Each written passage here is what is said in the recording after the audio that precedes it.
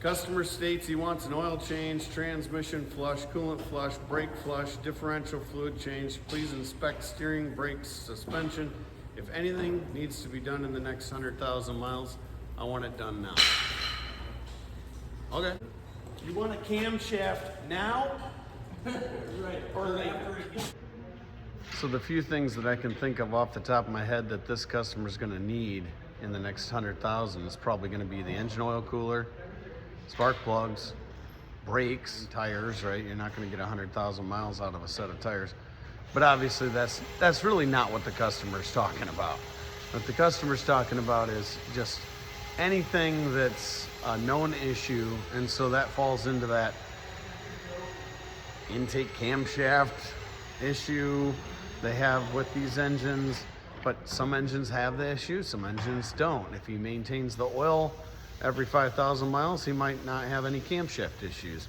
If he changes it when the manufacturer suggests to, he probably will have camshaft issues there. We'll get all the documentation together. I'll explain all of that to him, and then it's totally up to him if he maintains it properly. Air filter's dirty, cabin air filter's dirty on this one. Rotate tires.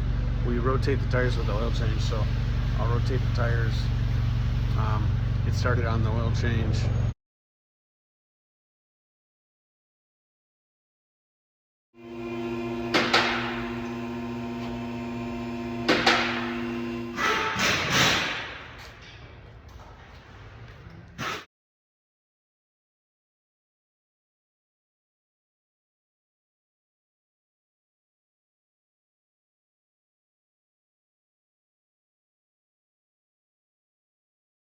So, being as though he's going to put 100,000 miles on it a year, he's planning on putting 300,000, 400,000 miles on this vehicle,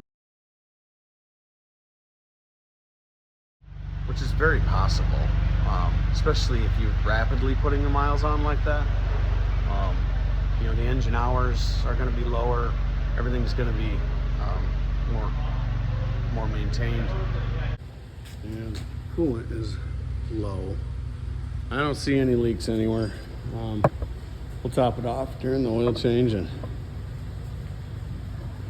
go from there. So, and he's purchased all of the flushes, all the drain and fills, all the fluid stuff. So he's going to put 100,000 miles on it this year. He drives 4 hours a day. Transmission flush. Basically, I am getting ready to do a coolant flush and a transmission flush. To get to the transmission cooler lines, I gotta move this, and then I can get to those. So I'm gonna pop that apart, get this machine hooked up. Oh, there I go whistling again. I always whistle when I'm happy. If anybody knows me, I'm whistling all the time. It's because I'm happy. I'm always happy. Happy to be alive. Many times where I shoulda, coulda, woulda been gone, but I wasn't, and so I won't. But when that stuff happens, you know, you really put life into perspective. So there's definitely, ew, that's gross. 50,000 miles, jet black. All right, we got flow now. Dirty. Could rev it up and get a little more flow, but I'll just let it go. It's definitely getting cleaner. Cleaner. The worst part's having to power brake it to like 300 degrees to get the cooler to open up. So you have to power brake it here to get the cooler to stay open. Otherwise, it just closes and no flow. So, kind of a pain. It's done because this pin is all the way up.